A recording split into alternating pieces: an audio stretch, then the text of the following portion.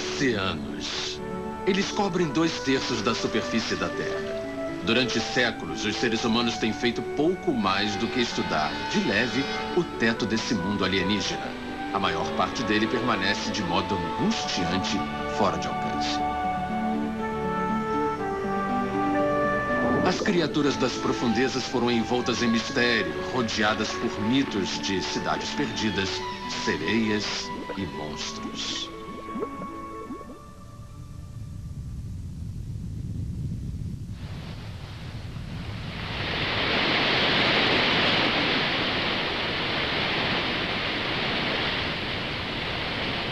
Durante os últimos 150 anos, nós temos explorado cada vez mais o fundo do oceano.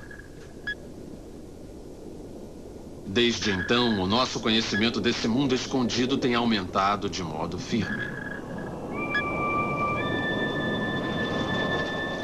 Porém, nós começamos na superfície olhando para um horizonte infinito.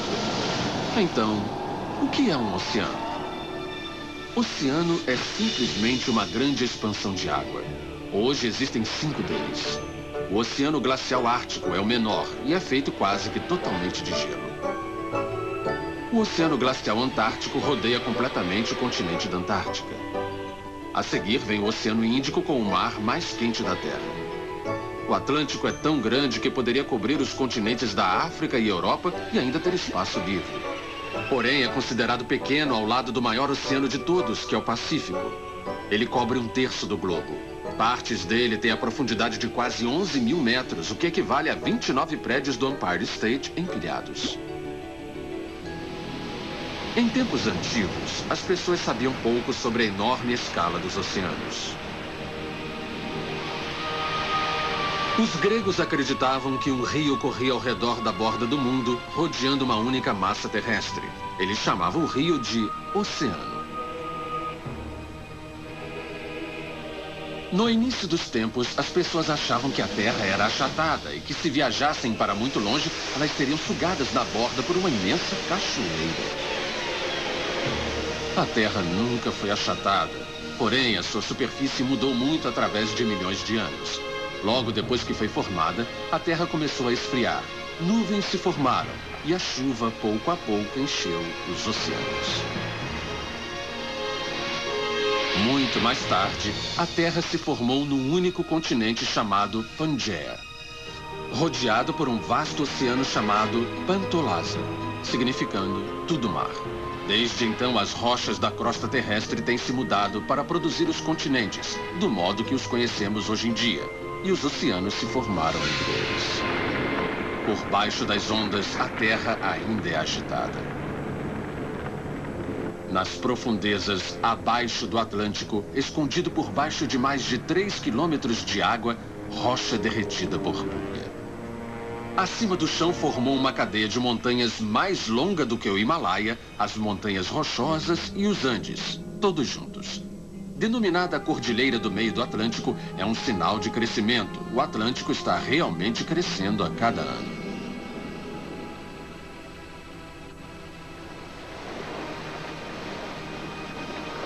Pode se tratar de um processo lento, mas ele todo vai se acumulando. Se Cristóvão Colombo fizesse a sua viagem hoje, ele encontraria os oceanos aumentados no comprimento em mais de um navio inteiro.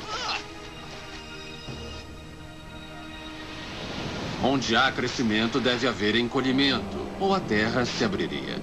A diminuição acontece nos pontos mais profundos da Terra, ou valas. Aqui, uma parte da crosta desliza por baixo de outra, carregando a rocha para baixo, dentro do coração do planeta. Em torno do Havaí, o oceano é tão profundo que se você juntar a sua profundidade com a altura do pico acima, Mauna Kea, você descobre a maior montanha sobre a Terra. Mas apesar de milhões de anos de mudanças, os oceanos permaneceram ligados numa vasta massa.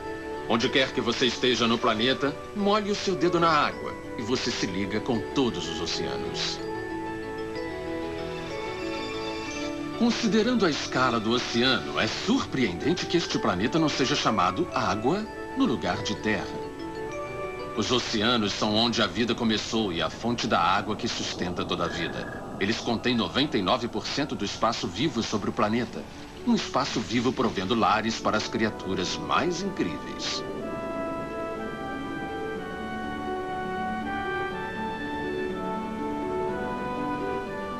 Há uma grande variedade de vida no oceano. Existem muito mais grupos de animais do que na Terra.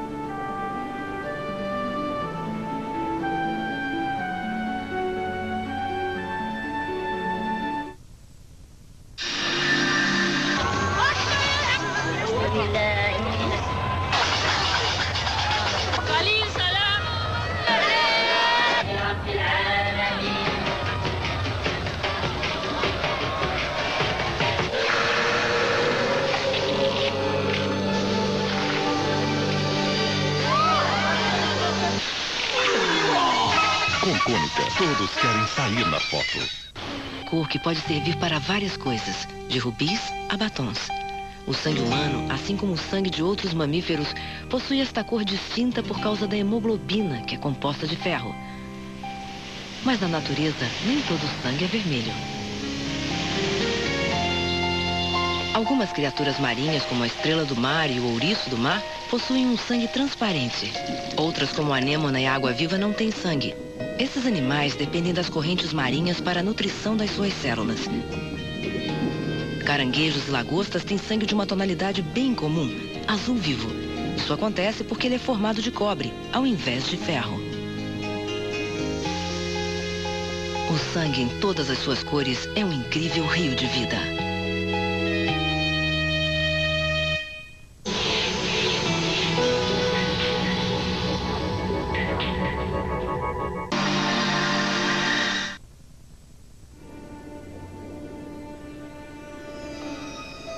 Há uma complexa cadeia alimentar no oceano, com base nos plânctons, inumeráveis plantas e animais minúsculos.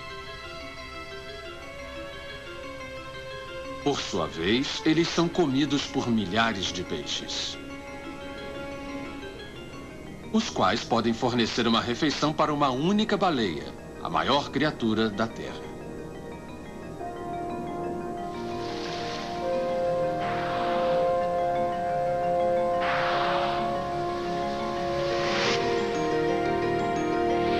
A cor do oceano sempre parece azul porque outras cores penetram a água com menos facilidade. A luz vermelha é a que viaja a menor distância.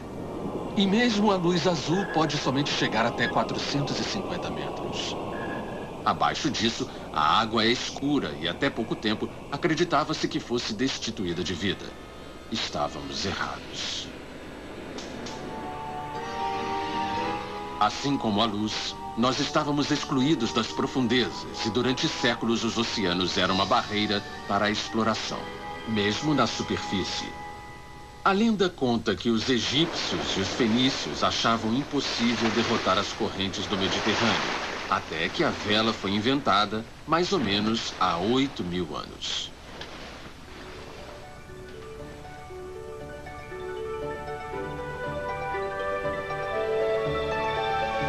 Nos tempos antigos, o poder dos oceanos era atribuído aos deuses, como o grego Poseidon, que viajava numa carruagem puxada por golfinhos. Diziam que as criaturas do mar dançavam quando ele passava. Nas primeiras viagens, por volta do ano 1000 a.C., os vikings podem ter sido os primeiros a descobrir a América.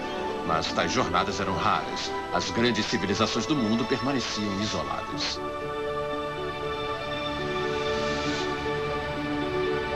Para as primeiras civilizações, os mapas eram virtualmente inúteis, apesar de que, pela época de Ptolomeu, os gregos tinham mudado o seu modo de pensar, pois em vez de uma grande massa terrestre, o mapa mostrava o oceano completamente rodeado por terra.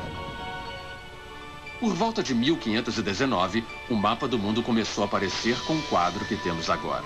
Naquele ano, Magalhães partiu para sua viagem de 3 anos, a primeira circunnavegação do globo que provou finalmente que todos os oceanos eram ligados. As primeiras explorações foram estimuladas pelo comércio.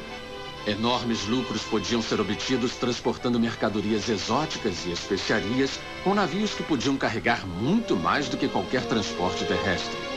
Mesmo nos dias atuais, 95% do comércio do mundo ainda viaja pelo mar.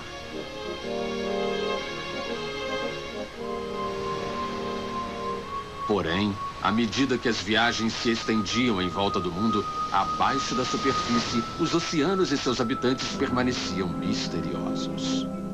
Os marinheiros transformaram as criaturas marítimas em monstros marinhos com histórias exageradas de enormes bestas com nomes como Kraken e Hidra. Nossa compreensão da química do oceano era também um tanto superficial.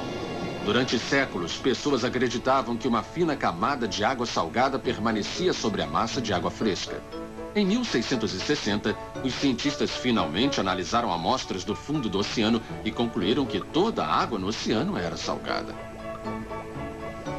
Existe tanto sal que, se você pudesse extrair todo o sal do oceano, ele cobriria cada pedaço de terra numa altura de 1,5 metro. Ficaríamos todos enterrados até o pescoço. A salgadura é variada através do oceano e quanto mais sal, mais se flutua dentro da água. Quem conhece o Mar Morto, o mar mais salgado da Terra, pode atestar. Por volta de 1670, foi sabido que a salinidade é um fator que mantém os oceanos em movimento. Usando um tanque dividido com água salgada colorida de azul e água mais leve e fresca deixada clara, ele mostrou que a água salgada, mais densa, se infiltrará por baixo da água mais leve, a empurrando para cima e criando movimentos circulares, as correntes.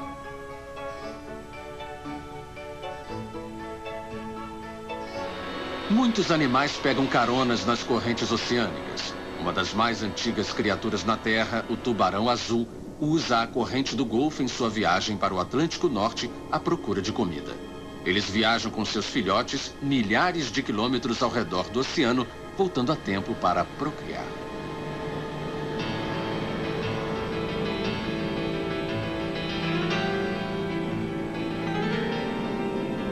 As correntes apresentam um problema para as plantas e criaturas que desejam ficar paradas. As raízes de algas marinhas eram, na verdade, uma âncora para segurar as plantas em seus lugares, resistindo às correntes, que equivalem a uma ventania submarina. Os delicados cavalos marinhos se agarram com seus rabos. Eles se encontram entre os mais lentos de todos os peixes e não podem nadar contra a corrente, então o rabo se torna uma âncora. À sua mesa, em Washington, em 1840, Matthew Fontaine Maury também gostava de ficar quieto. Conhecido como explorador de rotas dos mares, ele estudava milhares de diários de bordo, calculava suas velocidades em condições diferentes e criou o primeiro gráfico compreensível de vento e corrente. O impacto foi que o tempo de viagem pelos oceanos foi reduzido em 1/3. Novos métodos têm sido empregados para seguir os mares que mudam de curso. Em 1800, milhares de garrafas foram colocadas no Atlântico. Cada uma delas tinha um bilhete pedindo que quem as encontrasse devolvesse ao remetente, tornando possível, assim, fazer um gráfico das correntes. A troca de mensagens através de garrafas. Quanto à direção das correntes, existe uma pista no ralo de cada pia no mundo. Ao norte do Equador, a água desaparece no sentido do movimento dos ponteiros de um relógio. Mas viaje através de um tubo imaginário para o hemisfério sul e você descobrirá que o mesmo espiral parece movimentar-se no sentido contrário do relógio. O mesmo é verdadeiro em relação às correntes do oceano, porque é a rotação da Terra que determina os movimentos da água. A água leva 3.000 vezes mais energia para aquecer o ar e leva mais tempo para ficar fria. E assim, a água fica morna mesmo quando flui para os polos, amenizando as diferenças de temperatura como um termostato global. Onde o ar quente e frio se encontram, terríveis tempestades podem se desenvolver, liberando a força poderosa do oceano. A onda mais alta que já foi vista tem 1,5 vezes a altura das cataratas do Niágara. No século XIX, descobrimos que é a onda que se move, não a água. Um objeto flutuando no mar aberto se moverá num círculo e voltará à sua posição original depois que a onda passa. É um caso diferente, naturalmente, à beira-mar. Aquela área repetidamente coberta e descoberta pelas marés.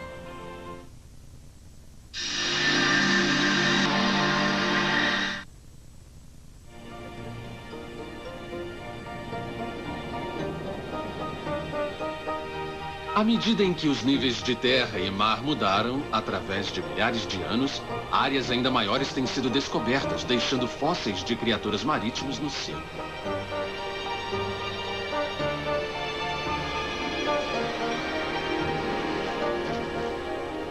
E as cidades foram inundadas como a Atlântida, a legendária cidade para sempre escondida na água.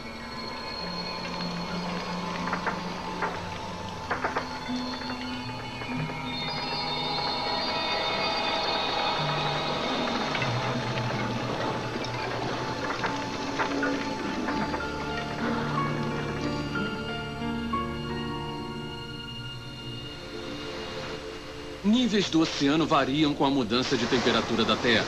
Apenas meio grau de aumento na temperatura expandiria o oceano e derreteria gelo suficiente para causar enchentes ao redor do mundo. Atualmente, 1/10 da água do planeta está presa em calotas de gelo. Lugares proibitivos para os seres humanos, mas os animais se adaptaram ao frio. A foca Weddell é o mamífero que vive mais ao sul, feliz no congelador da Antártica. No inverno, ela passa a maior parte do tempo submersa, porque a água abaixo do gelo permanece mais morna do que o ar acima. O som viaja 5 vezes mais longe na água do que no ar, muito eficiente para manter contato. Acredita-se que a chamada de acasalamento da baleia do gênero jubarte tem um equivalente em acústica à cauda de um pavão, anunciando a presença do macho para as fêmeas.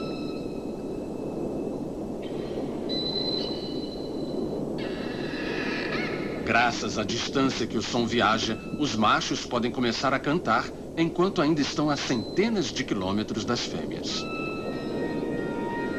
Apesar dessa canção mudar o tempo inteiro, todas as jubartes do mesmo grupo cantam uma canção parecida. Talvez estejam seguindo a última tendência musical.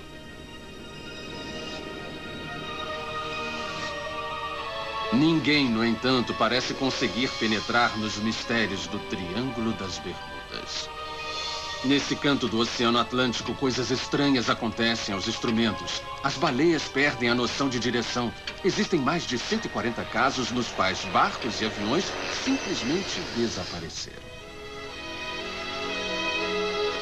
A velocidade náutica tem sempre sido medida em nós, porque os marinheiros contariam os nós numa corda à medida que passassem por suas mãos de um navio para dentro da água, assim como a areia corre dentro de uma ampulheta.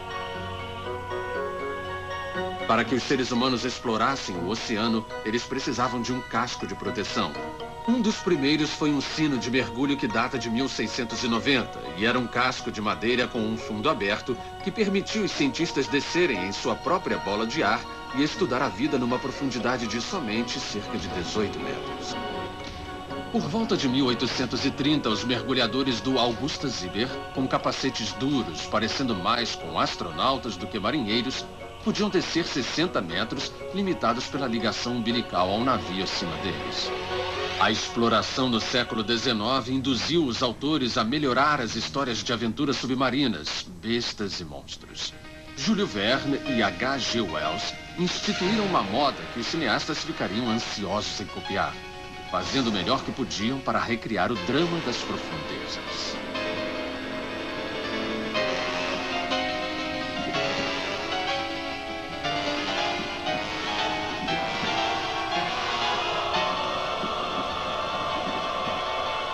Em 1943, foi a invenção de Jacques Cousteau, o aparelho de respiração submarina, que finalmente nos permitiu compreender esse novo mundo, agora soltos.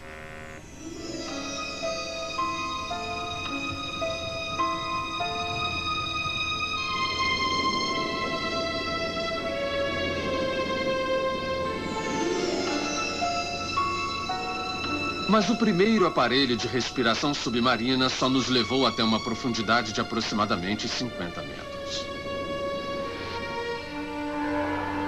Uma foca é capaz de mergulhar diretamente para o fundo, mas o ser humano não pode. Nós devemos passar algum tempo nos ajustando à pressão e abaixo de certas profundidades, em que a pressão é simplesmente demasiada. que torna a descoberta desses animais em tais profundidades mais espantosa. Essas criaturas se adaptaram à pressão com ossos tão leves e músculos e peles tão finas que eles literalmente se desintegrariam se os trouxéssemos para a superfície.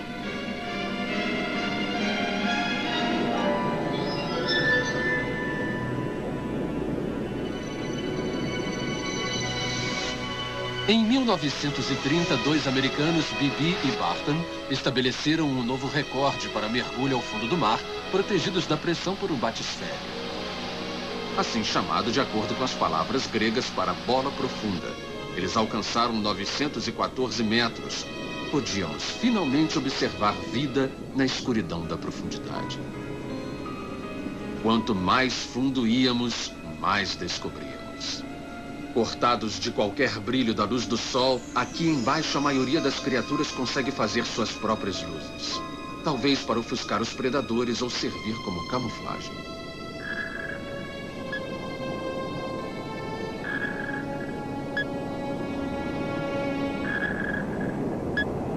Combinadas com as luzes, um navio explorador faz com que algumas dessas águas vivas pareçam mais com espaçonaves do que animais.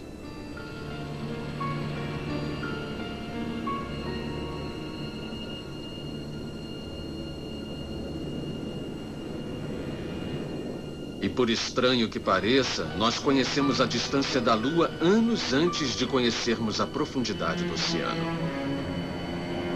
Foi preciso um cientista de Landlock, na Suíça, inventar um aparelho capaz de alcançar o ponto mais profundo da Terra, a profundidade de 11.000 metros. Em 1960, um navio de Agus Picard do Trieste chegou ao fundo das valas das Marianas no Pacífico. É como descer mais do que 3.000 andares num elevador. E aqui, em 1977, nas profundezas do nosso planeta, se escondia uma surpresa, um desafio da nossa compreensão de biologia. A vida evoluindo sem luz. De alguma forma, bactérias estavam vivendo em gás de sulfito de hidrogênio, emitido por orifícios profundos no mar. E a bactéria se tornava comida para outras criaturas. A fotossíntese tinha uma rival, a quimiossíntese. Podemos talvez ter finalmente alcançado o ponto mais profundo da Terra, mas somente 1/20 do leito do oceano foi mapeado. Pode haver milhões de novas espécies nas regiões que permaneceram escondidas, porém tais descobertas terão que aguardar alguma futura jornada. Somos somente visitantes desse mundo, e ao voltarmos para o nosso mundo, podemos ter certeza de somente uma coisa. O nosso conhecimento das profundezas ainda é pouco mais do que uma gota no oceano.